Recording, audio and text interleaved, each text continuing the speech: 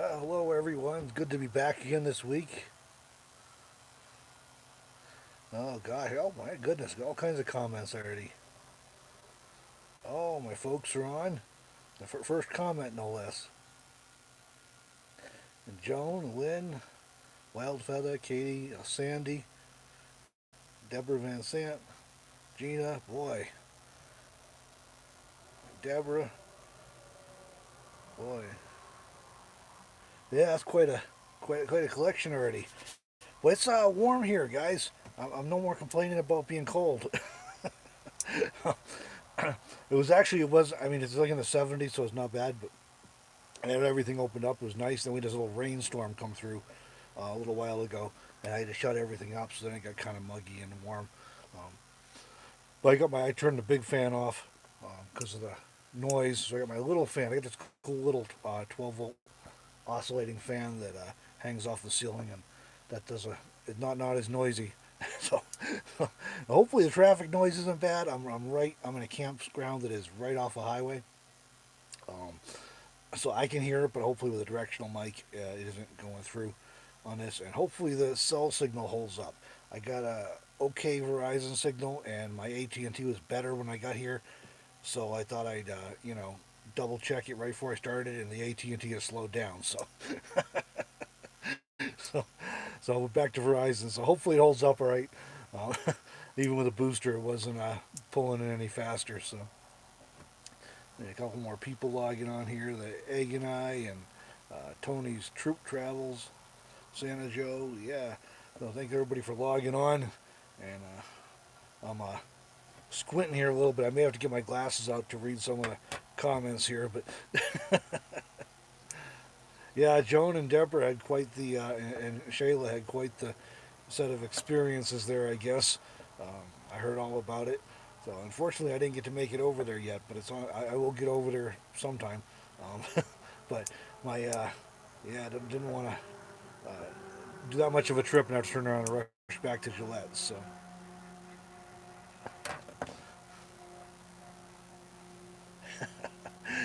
Doug's saying Cody keeps drawing us back. My folks say that too, Doug. They really like Cody. They've been there, I think, a couple times now. And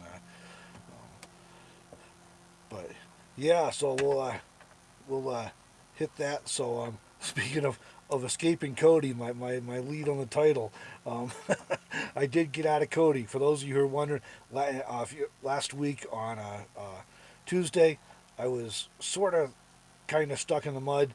I wasn't like stuck like I couldn't move, but I couldn't. I was on a downgrade with a bunch of turns and a steep hill in front of me, and it was really bad in the bottom, and I couldn't back up because it was uphill, and if I went forward, I was going to be stuck for real. So I found a spot finally after like 12 miles. I found a spot where the road was wide enough to pull off, and well, it wasn't pulling off. It was 2 lanes wide, barely.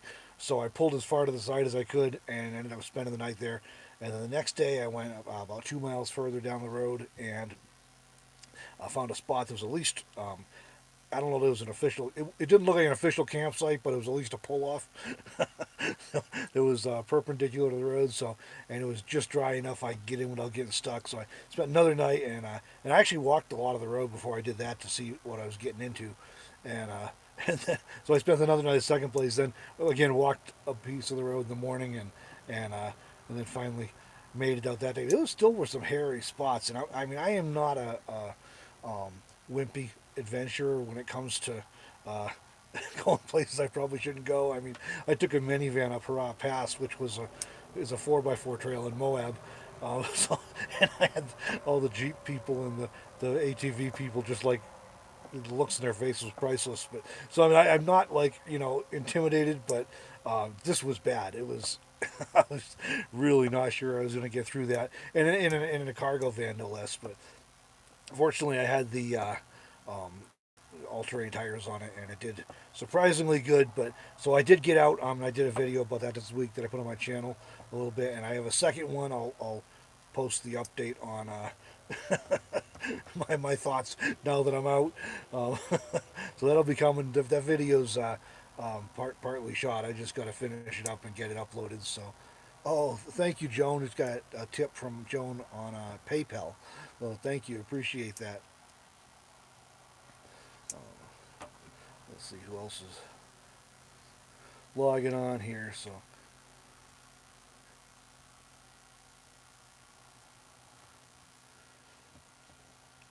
well, yeah, Doug. I was thinking I might have been in Cody for a long time, and then I left. The day I left and got back to Gillette, over the mountains like Gillette, and we had a pretty crazy thunderstorm hit Gillette with hail and everything and a lot of rain. And I was like, I don't know if that hit Cody or not, but boy, if it had been another thunderstorm hit there, I mean, I'd have been there for, I don't know, everything was so saturated, you know. Oh, oh well. So I don't know if I want to go back to that place, but if I go back there again, it's going to be when it's really dry and there's no rain in the forecast. So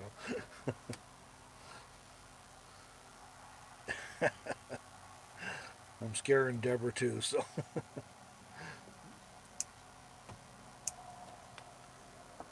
oh, escaping Cody. Yeah, yeah. Cody's always running off somewhere, making his cameos behind Bob in the video.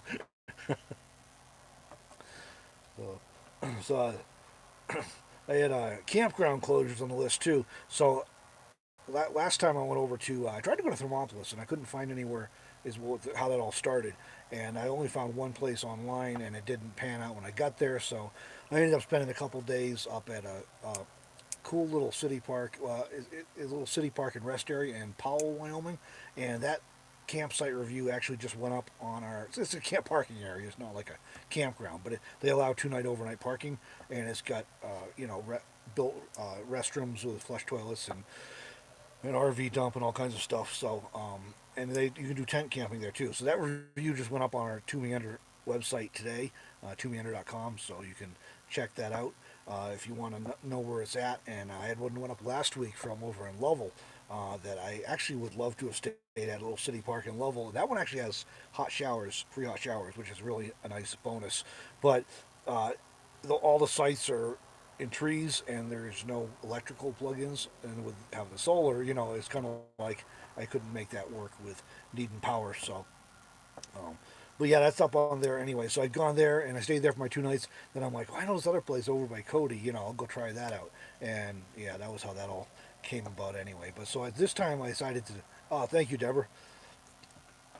So, and I'm trying to put up like one a week anyways on these campsite reviews. Keep them coming, because especially now that we get that new map, it's like a lot more usable. And so I'm trying to keep the reviews going as I find places. So I didn't want to go that way again anyways, because the mountains are still under snow and everything. And and then so there's a couple places I thought about checking out over by the Black Hills, but again they were likely to be muddy because they're along creeks, and so I decided I'll go south because I know there's a few places down around Douglas area, and so anyway I went down here, and my first stop I was going to Ayers Natural Bridge Park, which has a natural bridge that's really cool. Video coming on that fairly soon as well, and a review on the campsite. But it was closed because of flooding. So it turns out they were closed for a week, but they opened up again today, so I at least got to see the park. But it was no cell signal there, so that wasn't going to work. I couldn't do a live chat that way. So, and then I ended up going down to Douglas, where I stayed for a couple nights. City Park there. That's a nice little park, as allows free camping for 2 nights, and it also has hot showers, and which is pretty amazing. So for free. So I stayed there for a couple nights, and then went up today and I checked out. I actually went to check out one, and I know I had read online it was closed last week because of flooding again because of the river.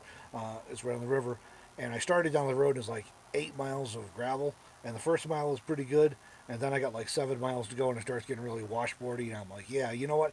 I'm not bouncing and rattling my van apart for 7 miles of this road to find out this thing's still closed because of flooding. So I kept trucking and ended up finding another place. So I'll be putting up reviews on all these places anyways, except for the one I never did get to.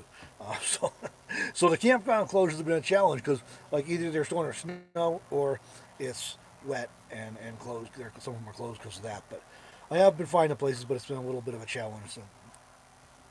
Oh, okay, thank you. A super chat, appreciate that. And yeah, you caught me live this time.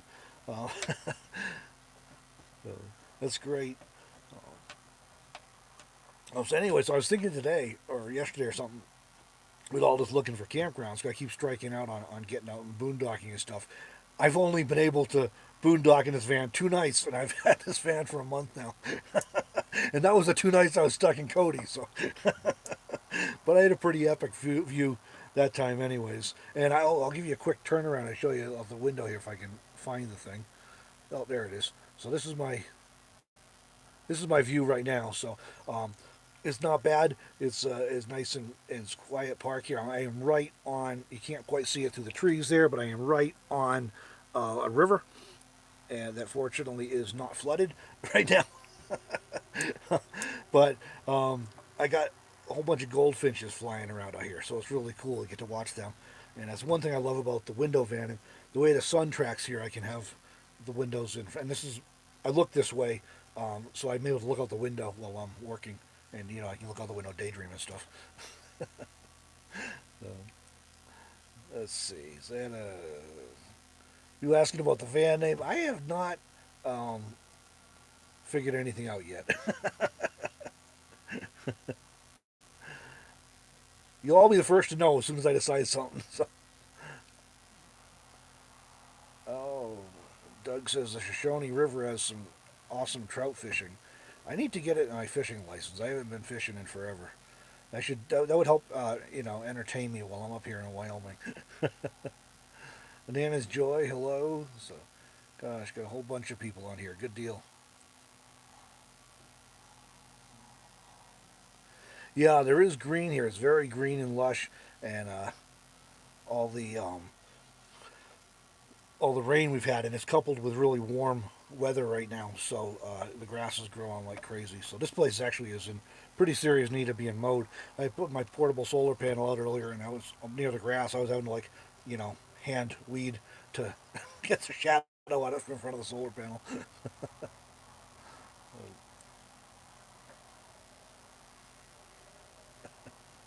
Yeah, everybody's voting for me on the van name.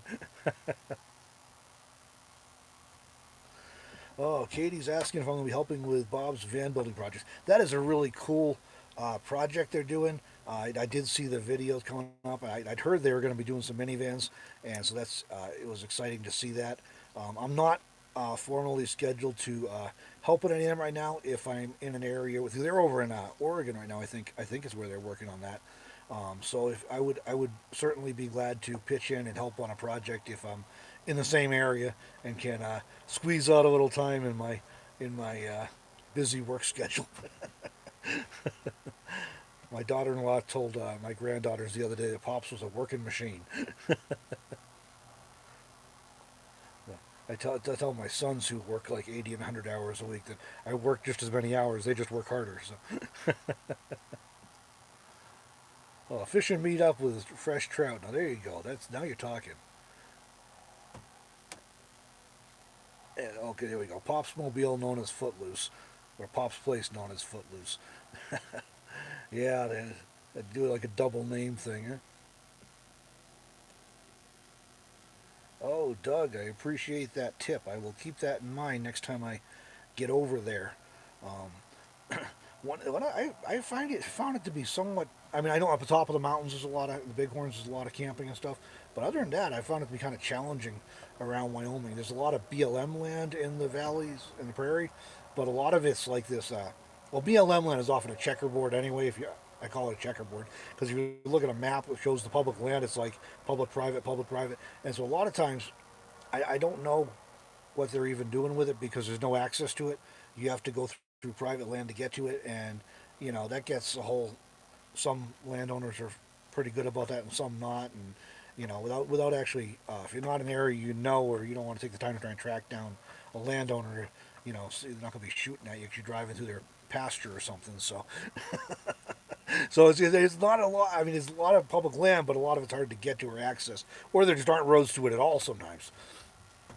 So that's been a little bit challenging. Then, like I said, right now everything, a lot of the kind of a double challenge. A lot of the in Montana is the same way. A lot of the camping is along rivers or on lake shores when there's a lake, And so between and in this area, that usually means big trees like cottonwoods, and um, and so you got shading problems if you're trying to use solar, and then with the flooding we've been having, it's been just been a something of a something of a challenge.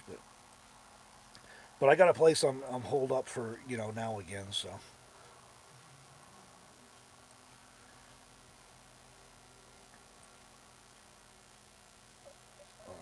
Pasha here from Belarus. Boy, the internet is a wonderful thing, huh? Yeah, thanks for joining us. Yeah, that'd be one way to get me over there, huh, Deborah? Yeah, right now I don't have the time for sure, but I would, that would be a kind of project I'd have fun with working on and everything. And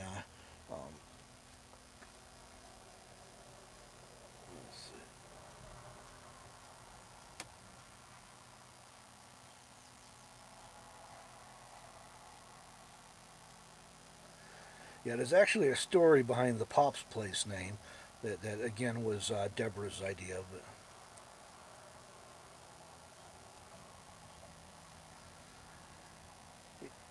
yeah, and Doug's mentioned that area he's talking about is grizzly and mountain lion country, and that's one of the reasons. One of a couple of reasons I quit sleeping in tents when I moved out west. When I camped, I was like, something about being in a tent with bears around. It's just. I know they could take apart a van too, but at least you got a chance to, you know, move or something.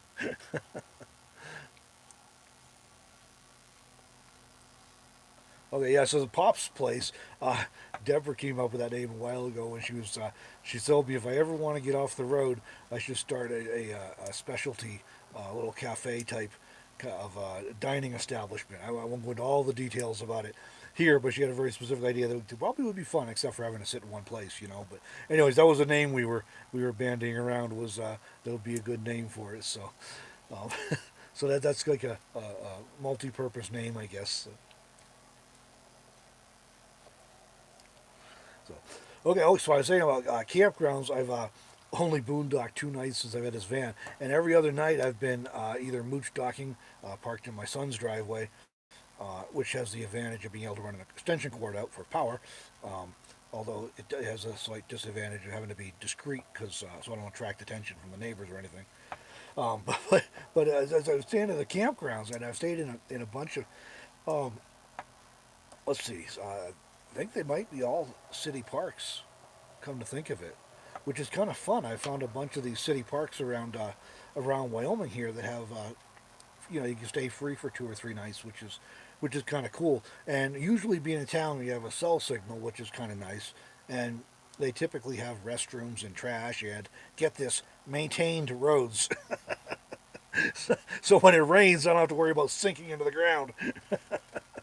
So there are a few advantages to staying in established campgrounds of some sort or another.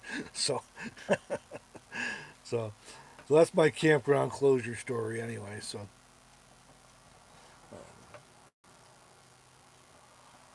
let's see.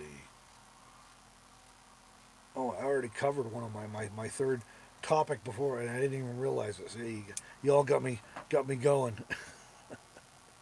I'm missing it. Yeah, thanks everybody. The reminders, people, if you haven't hit the like on the video already, if you don't mind doing that, I would always appreciate that. You can just if you're on mobile, you'll have to close out of the comments, and then you can hit like and then come back in. If you're on laptop, you don't have to worry about that. So let's see, pal, for Patty here. So okay, well, Joan's sister Patty, thank you for joining us tonight. Glad you were able to make it on here. That's awesome. And Doug spent a month cooking in a hunting camp deep in the backcountry north of Cody. Yeah, I bet you have a few bear stories from there. That's If you make it up this way, we'll have to get together and swap some stories. So, yeah, Patty, hope you're making out okay with. I've seen a lot of flooding down in that part of the country, and and that makes I don't want to complain too much about flooding up here because it's nothing like they've been having down in some other places. So it's just mildly annoying is all. But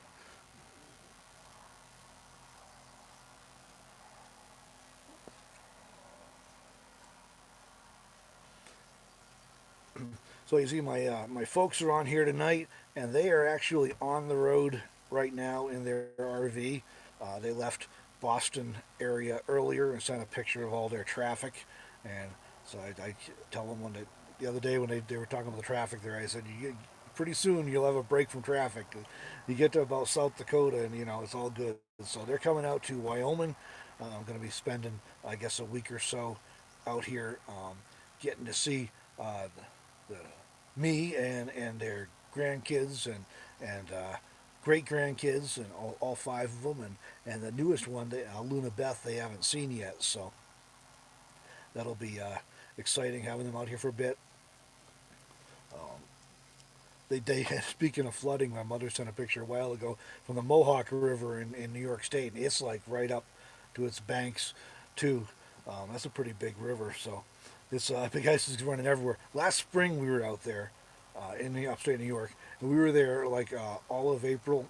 Yeah, all of April, and I think a week or so into May, so about 5 weeks. It rained every day but 5 days, and that was we were trying to do a van build out there, and so that was kind of a challenge. So apparently it's been a little wet again this year because they got the rivers at flood stage there. So oh, a black bear trying to get in a car in Boston suburbs. He was probably trying to get in the car so we could get a ride out of there to get. He's trying to escape too. See, Doug, looking at a July for a road trip up to Wyoming, maybe. That's probably about as good as safe as it gets there. So my folks are going to be out here, and they'll actually be in Wyoming for their 50th wedding anniversary, which is coming right up. And my mother emailed me earlier this year and said, we're looking at these dates in May or these dates in June, which would be safer, with the weather. And I said, boy, May will probably be okay, but it's a little bit like 50-50 probably in terms of the time you're going to be here. It's a little iffy still. June is going to be safer. And the week they would have been here if they come in May was the week we had that big snowstorm and, freezing temperatures and all that. It was pretty awful. So, so I was like, I'm glad I told them June. So,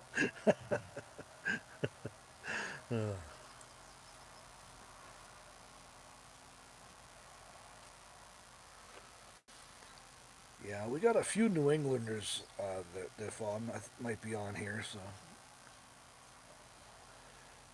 oh, a truck tent for winter in Arizona. But that reminds me, I've got to pin my son down and do a video with him about the truck tent he's got on his Gambler truck, his Jeep pickup truck.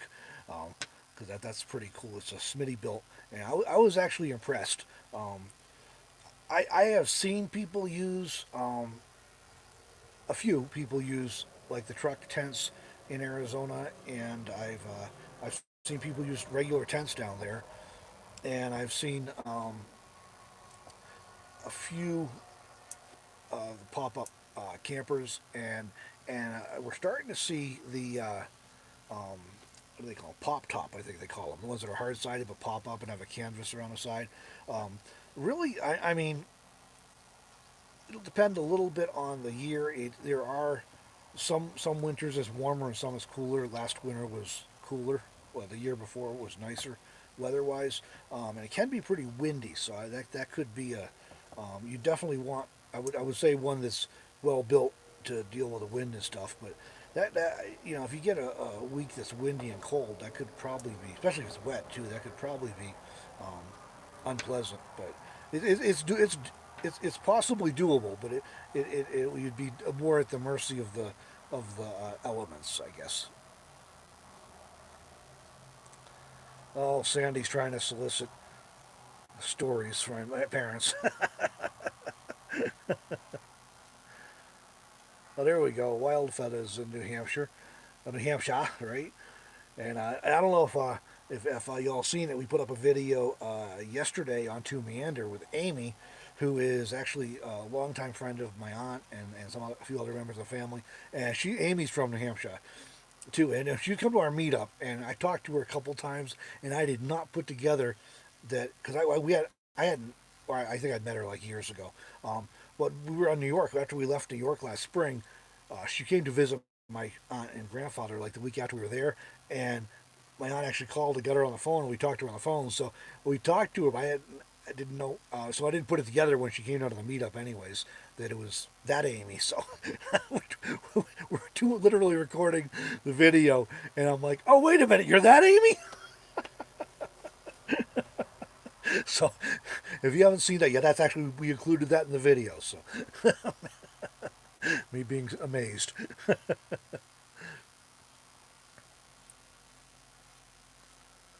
Oh man, grizzly bears in Cody. That would be an adventure. Find one of them in a dark alley. Okay, Gina says her friends use one in Nevada and Arizona. So that's a good indication. So thanks, mom.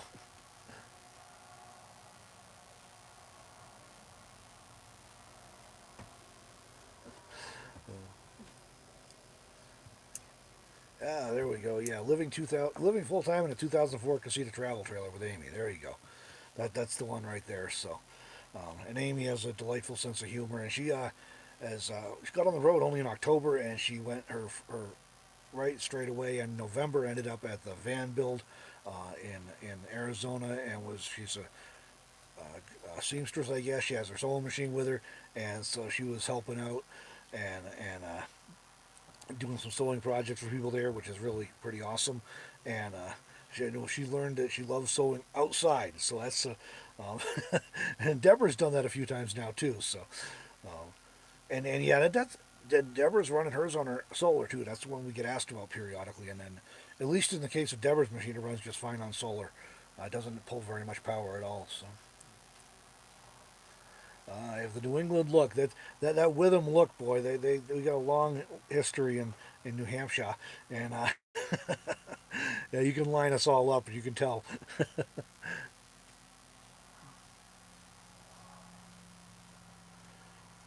Yeah, well, yeah, she did. It's nice to see how she had it set up. It wasn't a Sandy. Oh, Lori, hello. Glad you're enjoying stuff, and yeah, we try and provide a lot of useful information, and try and tell the story as honestly as we can, so that we can be useful to people and helpful to people when they're trying to figure out if this is something they want to do, and if so, you know, what some things that might help them out. And so, yeah, we've met a few people that bring their sewing machines along, and I'm sure it's nice to be able to fix stuff when you need to, and or make things when you want to, and then there's always if you're so inclined, there's always somebody that needs curtains or something else made. So and wild fetishes are all related around there. So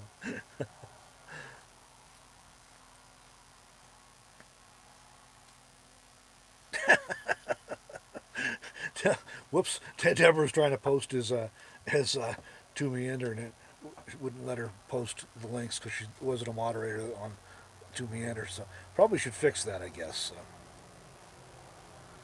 Yeah, that would be an interesting way to play Scrabble, huh, but Doug, and especially if you get people with different accents going, that might. I hadn't heard of that approach before. Tony's troop travels. Wonder if you could do solar for a sewing machine. I looked up on Deborah's. She actually sent me a scan. I told her I thought it'd be fine. She wanted a little more confirmation of that, so she sent me a photo of her of the tag with electrical information on it, and I forget the number off the top of my head. I think it's it was not much at all. And that would apply to anyways. The power on it's going to apply to when the motor's actually running and turning, and when you're not, of course, you're not always doing that when you're sewing. It's off and on, so it won't actually use even as much as the quick math shows. There we go. Thank you, Deborah. But yeah, anyway, I don't know if you get into like big, heavy commercial machines. Those probably you're going to pull more power. You'd have to check on that. But as far as like Deborah has a fairly compact one, and it uh it works just fine on solar. So and the whole thing with solar is you got solar and batteries. You can run in theory you can run anything on solar and batteries if you have enough battery bank and enough solar to put the power back in. Um, Really high draw stuff like air conditioning and things like that, um, electric heaters, they real quickly get to the point where a lot of people don't have enough roof space or whatever to put up that many panels or enough storage to carry that many batteries to do those kind of things. But in theory, and a sewing machine, well, at least like the one Deborah has, doesn't pull much. So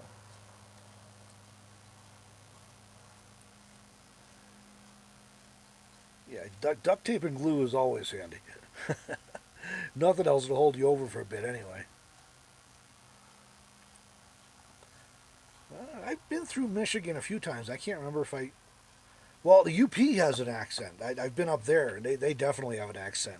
Uh, we went through the UP one Christmas, going back and forth from. I think we were going back from New York out to Montana, and it hit with this huge snowstorm. Driving a rear-wheel drive car that we had studded snow tires and chains, fortunately, but it was just dumping. And we stopped at this little gas station up in the UP in the little tiny town, middle of nowhere, and just forest on both sides. And we're like the only car there. Everybody else coming in and out is on snowmobiles. Apparently, we had the wrong vehicle for that time of year in that location. So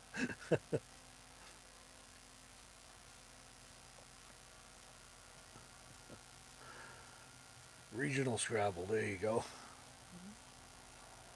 Whoop, hit the wrong button again. Oh, a Princess Bride Scrabble. Now that would have to be entertaining. And like they say in the movie, no less. Oh, that would be entertaining. Yeah, so yeah, spreading out on a tarp on the forest floor, worrying about wind and dust and dirt and pine cones and pine sap and critters, and that could add to the challenge, huh? Deborah Van Sant's not from the UP, but yeah, they do. Yeah, I didn't think the mainland was too bad, but the UP for sure has an accent. Yeah, I'm waiting to see Deborah's curtains too. So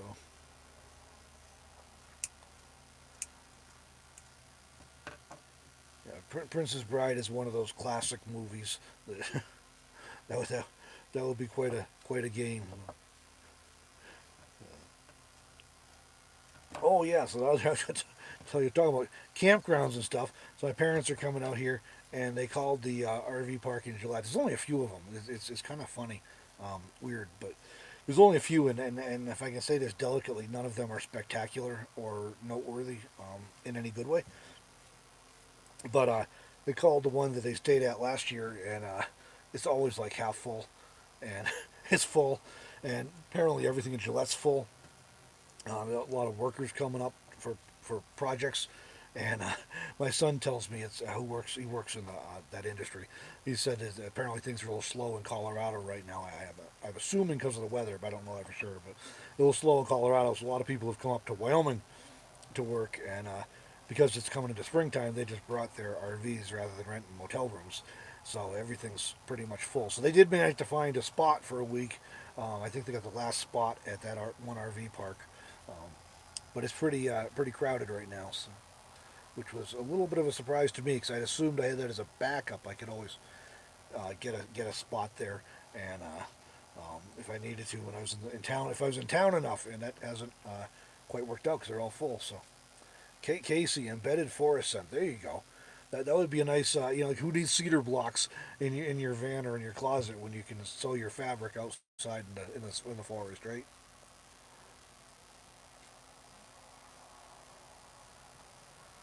Ah, Deborah's the curtains are awesome. Okay, I was lost on the pronoun for a minute. I just scrolled back and see what was awesome. So yeah, that's been a it takes a village project, right?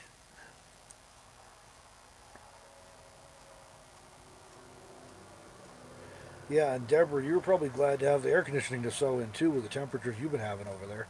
You'd be melting your fabric or something.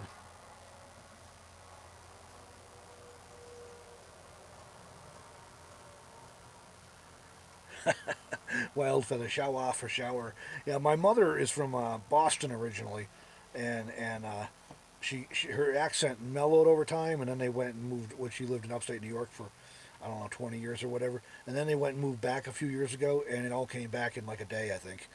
So, oh Chuck, thanks, I appreciate that. A super chat, and yeah, this van is really nice. I am really enjoying this. It was in case anybody hasn't heard, it was basically a turnkey. I had to get a mattress, and other than that, it was move-in ready, and just really well done. There's a few little tweaks. I'm gonna make like so I do something different with curtains and stuff eventually. But the biggie is the only significant thing that I'm gonna need to do is to upgrade the solar and batteries. And other than that, basically it was ready to go. So that was a real treat, and to have it something so nice and that looks good and is comfortable and functional was a real treat. Um, and the big challenge on the solar, this wasn't on my list. This is an aside. Is it's got the fiberglass high top on it, the conversion van style one, and it's got like from the rain gutters up on the side. It's not reinforced like you can get aftermarket high tops, and you can have them reinforced if you're gonna put solar on. And this is just a standard high top. And then so it'd be iffy. I mean, there's ways you could try and reinforce it, but it's a 20-something-year-old high top. I don't want to, mess around with it and risk, panels blowing off on the roof. But the shape is weird, and so you can get the style like Deborah has that clamps on the rain gutters and goes up and over. But this high top is 15 inches to the side, and I think it's like 17 or 18 inches in the middle. And I can't find racks that'll go up that high, and I'm not sure how good they'd look and what kind of impact that would have on my gas mileage, anyways. So I've did some preliminary measurements from the ground, standing on a trailer next to it, and it looks like I can get 100, maybe to hopefully 200 watts on the back section behind the roof vent.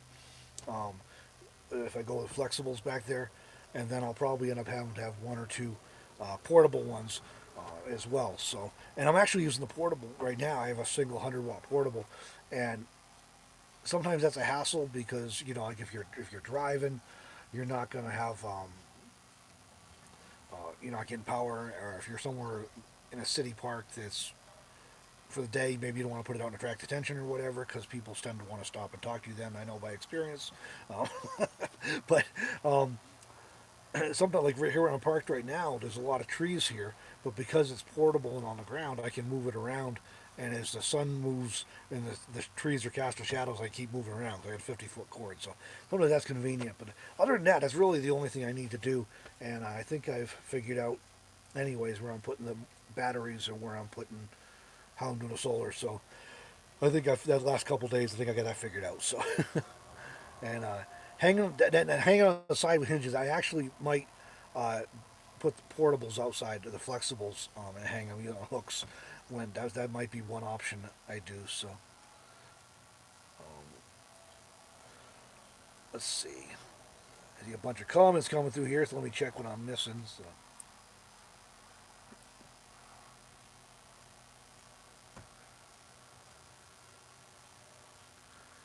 And Howard, hello.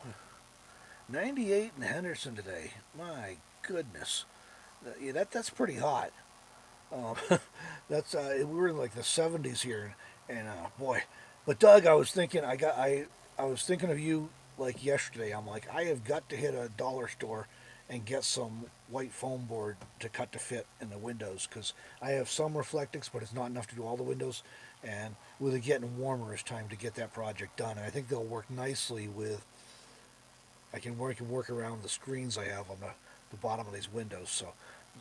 So I'm gonna be trying that approach real quickly here. I actually meant to do it today, and I forgot, and I don't feel like driving back into town, so I'll wait till I go to town again. So I'm trying to sit for a few days. I didn't move. Let's see, I got to whatever I was at 2 nights at in Douglas, and I didn't move when I was there either. I just stayed put. So let's see.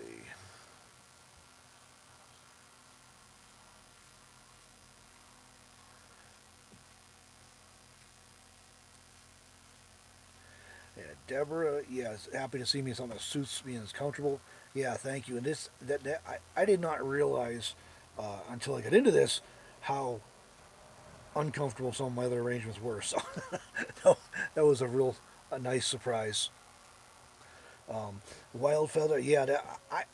I went back and forth when I was getting ready to look for this van on different options and kicked around different ideas because there's always these trade-offs. I mean, everything has advantages and disadvantages, and I just finally decided that for me right now, I felt like a van was the best all-around option, and a lot of people that ends up being true. It's not as spacious as an RV, but you know, and it doesn't get as good a gas mileage as something smaller like a minivan. But so it's kind of that balance, and you know, I just decided for me that it was probably the best deal, especially if I can find a high top.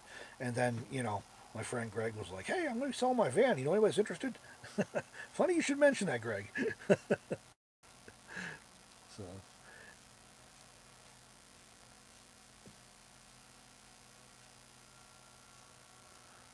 yeah, I got a couple of former Deborah teachers on here. So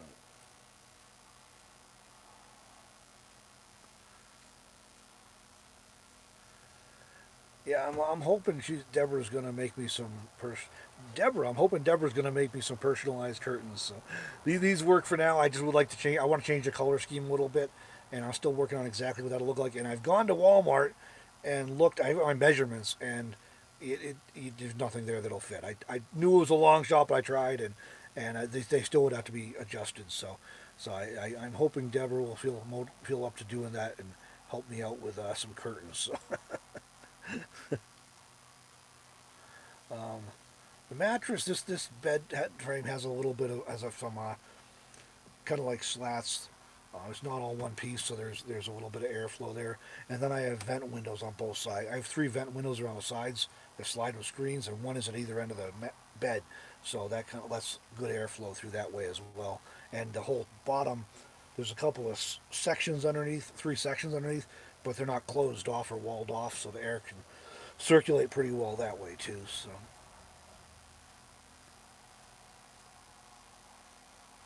let's see. Trying to get caught up here. So yeah, Deborah says my oldest is an excellent welder, very busy at work, house two girls, always working a project garage. Yeah, and I'm quite sure that if I asked John to help me, he would help me weld up a roof rack. I've actually uh, checked out some ideas on it, and I've scoped out the materials at Home Depot, so I know I can get what I need right in town, and John would help me build it. Um, it's just a matter of, and I could get it up there and make it work. It's just a matter of the combination of aesthetics and uh, probably knocking down my gas mileage pretty good. This thing, I literally am consistently. My last fill up, I topped 18 miles a gallon, driving on the highway at 65 with a cruise on. So that is like really impressive for a full size van. So I really don't want to mess that up putting a high roof rack on it because I'm thrilled with the mileage. It's better than I expected. So that has been one of my concerns all along about going with a full size van. So,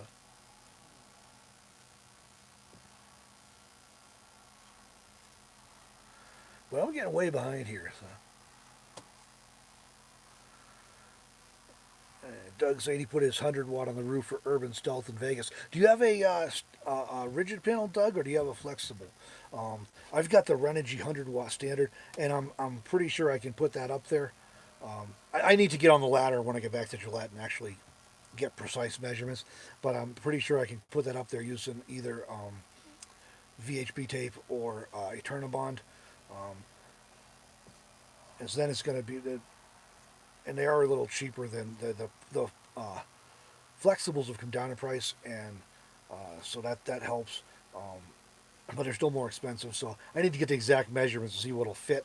If I can fit two of those up there, I may just do that, and then get a couple of flexibles to store in the van where this one goes now. And I have a video coming up, by the way, on Monday on Two Meander. I'm gonna turn some lights on here, get a little dark. Monday, to Meander, I have a video on my solar setup in the van right now because Deborah reminded me after I did the video Well, she didn't see it before, is the thing, because she was in Oregon or California or whatever at the time, I guess. And she's like, "You didn't really cover your solar system." So I'm going to. I did a video. I've already recorded it today, actually, when I got here. So I'm gonna be putting that up on Meander on Monday. So to explain what I got now. So let's see.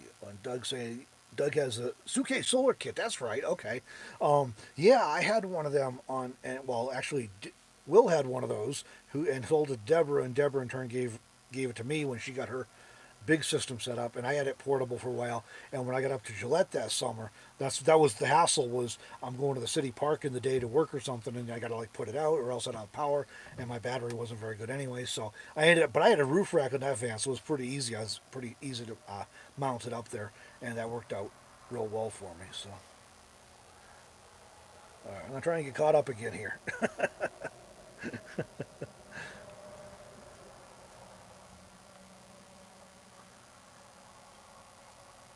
Deborah Van Sant had heat on today. Oh my goodness! I literally would have the air conditioning on if I had it, but I did have it on when I was driving. But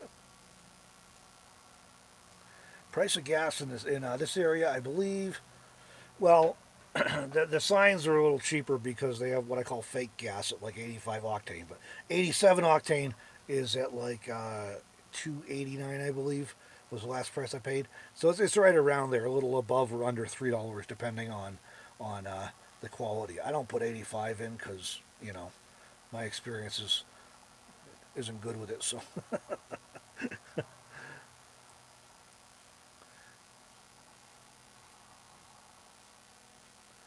okay. This is the challenge of doing a live chat by yourself. You have to like stop talking while you read.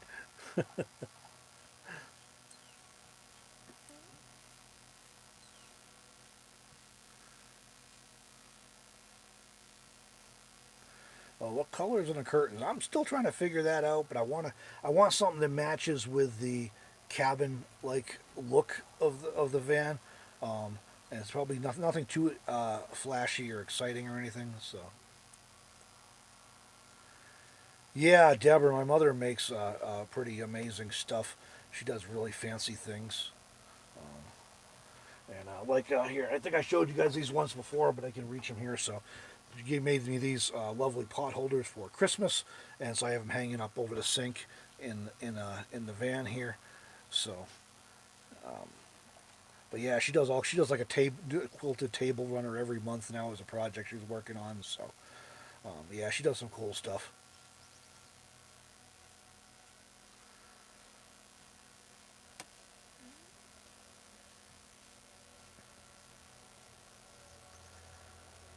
Yeah, my mother's saying Dad wishes he got that mileage.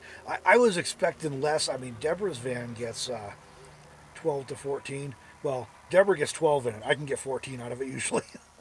When we towed anything, go down to 11. So when I got the first time with this one, I think I was getting 14 something or 15, and that was towing. So without towing anymore, because the tow's been sold, and that was car served us very well for a year, it just was too much hassle now for so went ahead and sold it, put the money back towards the van, like some solar and stuff. And but yeah, I was thrilled to be topping 18 this last time. I got like 16 when I was went over the mountains and everything, and so that was pretty good. So 18 was like almost 19 was a real treat. So yeah, Deborah, the lights. I got one, two, three, four, five. I have five of these little LEDs like I just turned on. Two of the big ones that actually have two different bulbs. You can turn on one or two, and then three smaller ones that were original with a conversion van. They're all wired into the house battery. And then I got these things I absolutely love. Hold on, I'm gonna turn you guys around so I can show you something here for a minute. Okay, all right. So there's the one. I got five of these, and I got two of these things, and then around to the back. I can't really see it. There's three of those. One in the front, one in the back, and two in the front. But I got these little things. Deborah turned me on to these. You can't really see them too good, I guess, but they're little these little tiny LEDs and a copper wire thing run around. So anyway, oh, I showed you. I'll turn back around. Okay, so that thing, anyways, it's 11 feet long. I got it. at Walmart. Deborah's found them at the dollar store before, but I couldn't find them. So I got it at Walmart for $6 and something. And it's 11 feet, and it runs all the way across the back and all the way down the side here. And at night, they are perfect for like ambiance or back, when you want just enough light that you don't like trip over things, or you can see to pick up your pen or to move around or to get a drink or something, whatever it is, and it gives you plenty of light for that. And they just, but they're not so bright that they're hardly noticeable at all from outside with curtains up and stuff. So actually, I usually really don't see them. Um, and they run on three AAA batteries. So I put the pack that the batteries go in is mounted underneath the shelf back there. And I put it up using command strips, the Velcro command strips, so that there's nothing messing up the wood if I want to take it down or move it later. So I'll get some rechargeables for it next time. These are just some batteries I had. But I've used it a bunch of nights, and they're still, I don't know how long they last, but they're still using those original batteries. Those are pretty cool anyways. I really like them. And they're just nice running under the shelves, so it's real subtle and puts out just enough light. So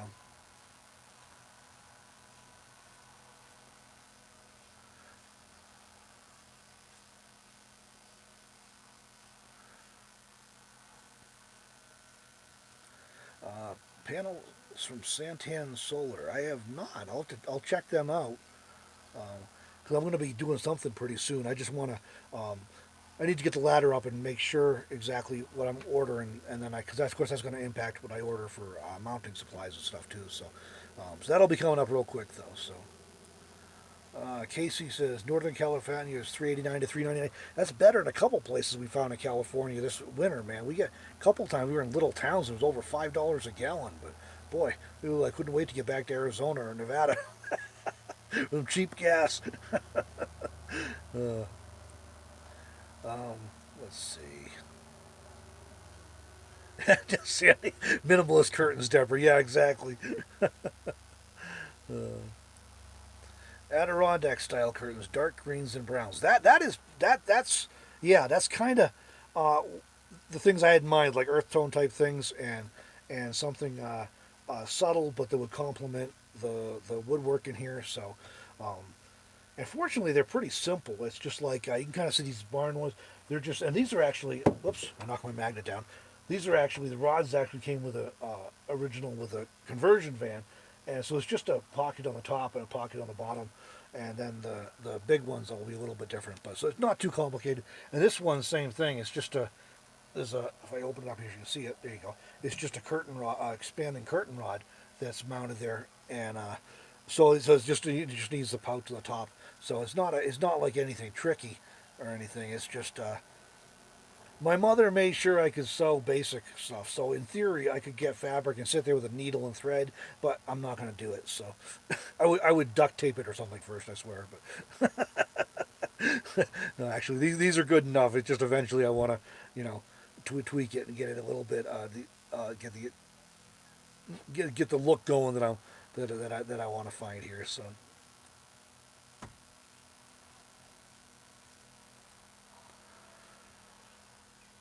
Um, Yeah, no, I'm not going to be towing anything with this van. I had the little Echo was only 2,000 pounds, so we're towing that four down, and it just, I mean, it's within spec for this van, but it's got the small motor in it, the 302, and which is why I'm getting the gas mileage I am. But when you start towing with it, anytime you get on a hill, it's just working way too hard. So I don't want to do that to the engine and transmissions. So. And then I'd like to go crazy places, and trailer adds to that challenge. So.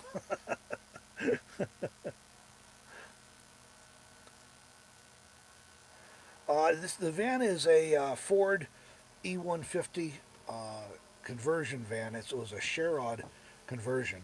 And I'll tell you, oh, the seats though. I mean, sorry, Deborah, your seats are awful in your van. Deborah's got the cargo van, vinyl, cheapest seats they could make in it, and this thing's got these plush seats and everything. And then I took that one turned around the passenger seat over here, you know, and I'll tell you, you sit in that thing and recline. It's like sitting in a recliner. It's like a lazy boy. It's comfortable. It's got lumbar support, armrests on both sides, and I can kick my feet out. I can't even touch anything with my feet. I got so much room. So it's really nice combination. So I actually really like the conversion van thing, by the way. I know there's benefits to cargo vans and conversion vans and different. I really like the conversion van to make into a camper because you get the plush seats and you get it's a little more plush. You got like crushed velour on the trim and stuff with the wood up against it, and then the high top is, and then the windows are just fantastic, and the screens in them. So I think it provides a real nice base for doing a custom camper on. I am not keeping up tonight. Whoops, hold on. So, that's good though. Lots of conversations. So.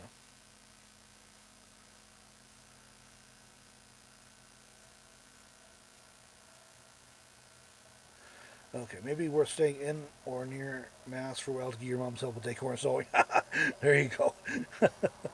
And I probably can't park in their street legally either, so Doug needs an interior decorator, man. You've probably seen some of my videos of my vans, Doug. They were never. I mean, they were functional, but they were never pretty. Um, so that was I owe this to Greg. Uh, oh, let's see. I think I missed something from Janice Klein. Deborah says, Janice asks, van tape can't use that on your roof with a fiberglass roof with regular solar. Yeah, there's two main options. There's VHB tape, which is made by 3M, and it's a double-sided super sticky tape. And apparently they use it to put like windows and skyscrapers and stuff. The stuff is insane. So it's not like your normal sticky tape you buy at Walmart, and even Home Depot doesn't carry it in the store. You can get it there ordered, or you can get it from Amazon. So that's one approach, and you use that with the flexibles, or you can use it with the solid ones if they have a lip. Mine does, or you can put an L bracket on it, and use that to stick them down. You need a certain amount of contact area, and what I'm reading from several solar manufacturers is you either have to have them up enough that they drain and don't get water collecting, or else you have to make sure that you seal around them with like Dicor or something, or roof sealant, so that you don't get water under it and staying under it.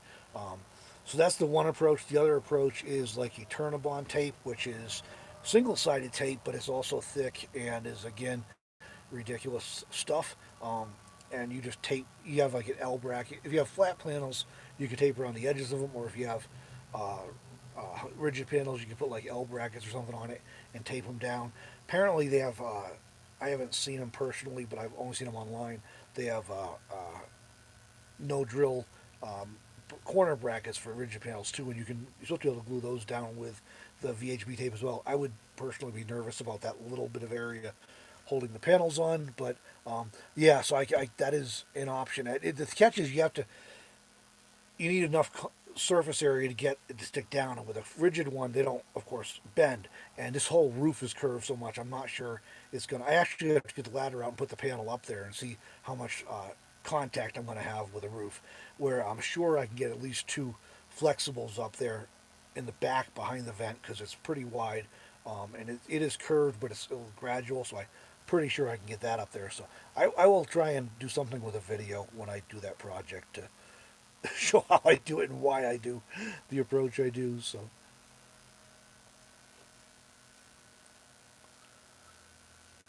let's see.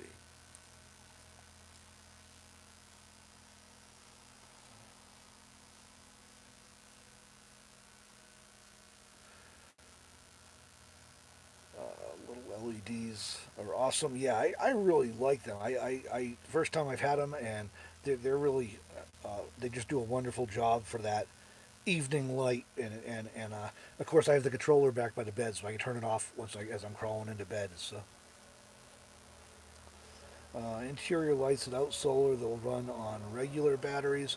I don't actually have any experience since I've been on the road with those. I've used Lucy lights in the past, and they're solar rechargeable, but they don't need. You just put them outside or in the dashboard, and they just recharge. And they're only $15 or $20. That's what I've used pretty much exclusively up until in this van where everything's I have all wired to the house battery, and then those. But I actually hardly ever use all these other lights now. Now that I have those little LED ones, because it's like 9 o'clock at night when it gets dark anyway. So I just kick on the LEDs, and it works great for that.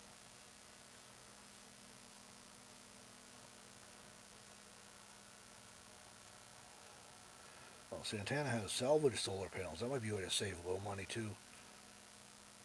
250 watts used for $50. Okay, I definitely got to check that out, because that I'm trying. What I'm trying to do, I have a 100 watt panel now. Now, what I really want to get to, if I can pull it off, is like 400 watts. Um, if I had the roof space, and I'd do more, but I at least want to get to 400 watts. I'm trying to go like all electric in here, and not have like, and use like a electric cook like Deborah has, and so I'm trying to get that all. Um, and then this laptop and stuff. Like right now, I'm fine when the sun's out, and I don't have a refrigerator. I think Kay was asking about it earlier. I do not have a refrigerator yet. I have the cooler, and double whammy here. The cooler is not keeping food cold enough when it's hot in here. It keeps ice good, but the food is not. I put a thermometer in there with the food, and it is not staying cold enough. So I need to do something different with that. Um, but I need to get more solar before I can do that. And there's one of them goldfinches buzzing by. Awesome. I'll try and get a picture of them while I'm here. And so I need that, and I need to make sure like the laptop has plenty of power. And what happens, anyways? If the sun's out, I'm fine. But if it rains or it gets cloudy, I just don't have the power to last long. So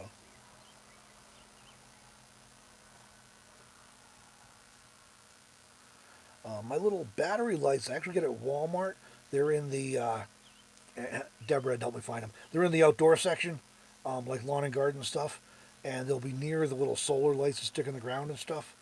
And they're just it was less than $7, $6 and something, and it comes on a little like wrapped on a spool, so you just undo them, and I mean you could tape them up or whatever. I use little tiny uh, wire cable ties and that I screwed in, and then I ran them through those and looped around, so I was able to keep the string fairly tight and snug running around. Um, but they're pretty. They're there's nothing special about how you put them up, and I just wanted mine under the shelves so they were like out of sight and like just for the effect. So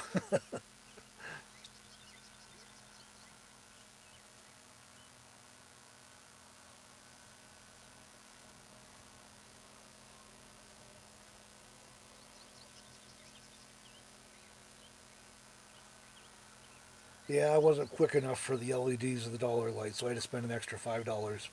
But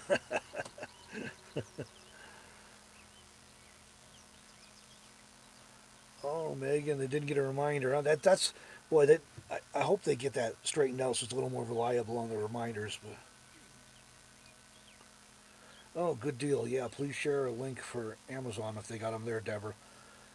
I just I can order stuff on Amazon. I just have to send it to my son's house and daughter-in-law. So if they don't check their mail lots, then I have to like bug them to check the mail, and I feel bad doing that. So I try not to order stuff online if I don't have to. I try to limit it to things like when I really need something. So just out of a courtesy to them.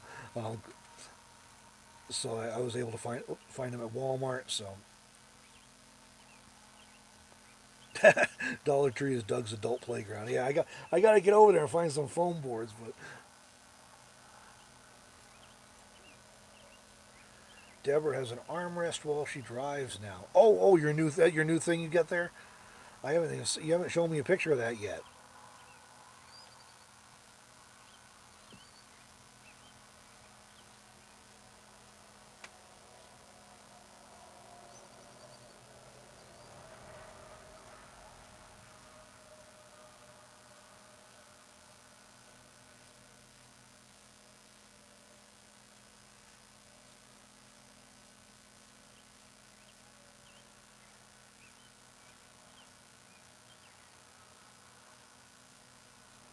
Yeah, I can anything if I know I'm going to use mention links ahead of time. I can put them in before the thing starts, but then once they're going, you know. Yeah, I had some Megan. I had some solar the rope lights when I had the trailer. A friend of ours, Brian, that did Deborah's first van build, big van build. Um, He actually gave them to me, and I used to run them around the trailer when we were camping at certain places, but they weren't like really bright, but they put off just enough light you could like you didn't break a leg trying to get in or out of the trailer, hopefully. Uh, and they were solar. So, oh, mom and dad are checking out and stopping for the night. Well, have a good night. Hope it's not too noisy where you're at. I'll be thinking of you every time I hear trucks go by here. Deborah says, you showed the lights I gave you, but you show the ones you got at Walmart. Those ones that are up there, those are the ones I got at Walmart. I don't remember you giving me any lights, Deborah. You told me to where to go and get them, unless I'm forgetting something. Yeah, the ones that are up there on the copper, the little tiny LEDs I bought at Walmart.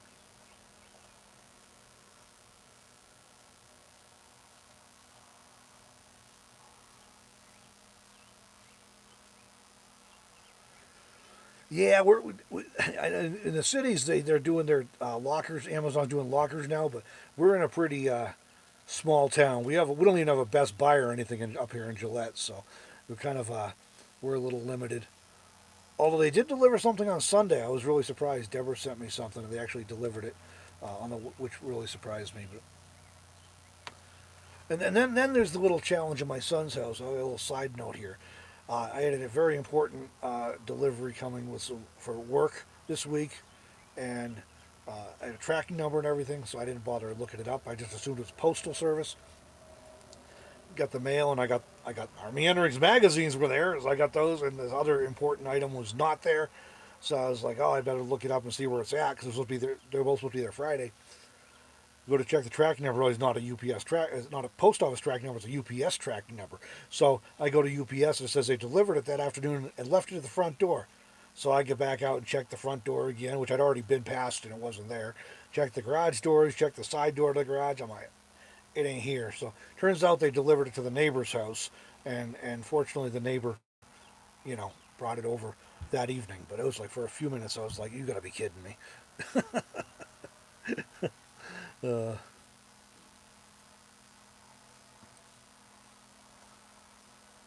Oh, interesting idea, Doug. He put solar Christmas lights under his van and hasn't had mice since adding the lights. Deborah has had some damage from mice, so we've been a little nervous about what we might be able to do. We have a friend Alaska Jim, who put battery-powered flashing LED lights under his hood after he had some extensive damage when his truck was parked from rodents in the hopes of deterring them. But that was my concern. We have to remember to change the batteries and everything, and if you don't notice they went out, So that's an interesting idea to use the solar ones, and good to know this seems to be working. So,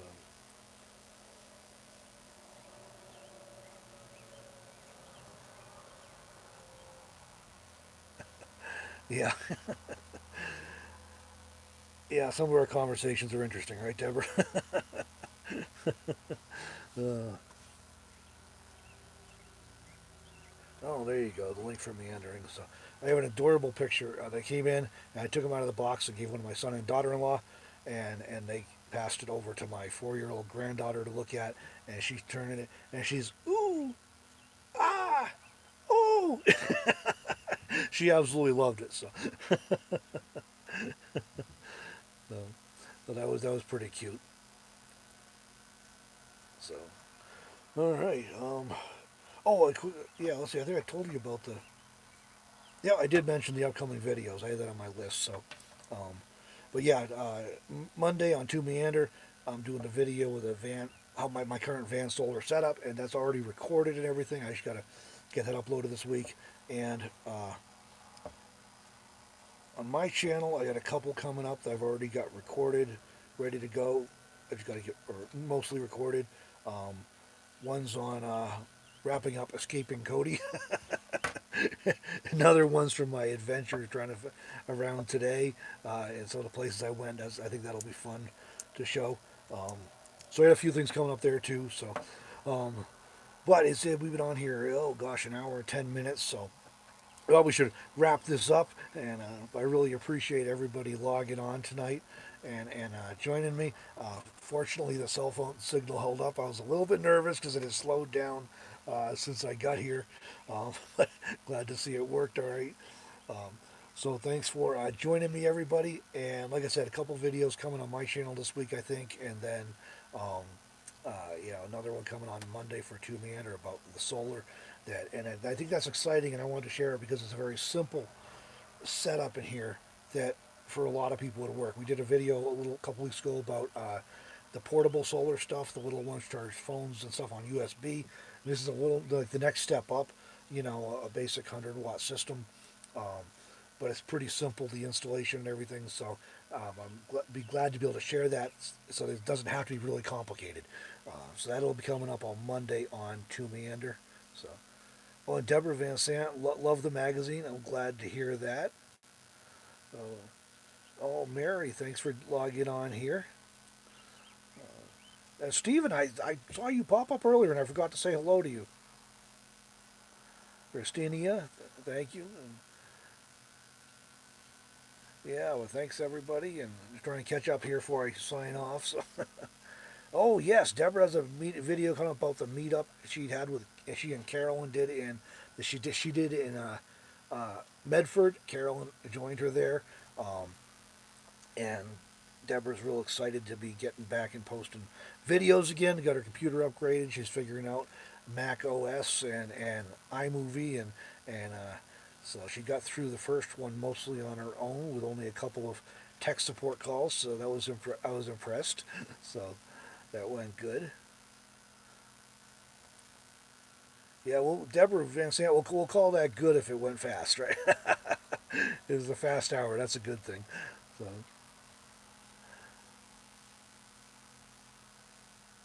Well, we'll go with that, Doug. That's a good tagline. Fastest hour on YouTube. I got to write that down here in a minute. And Janice, we're glad to hear we provide some helpful ideas and stuff. So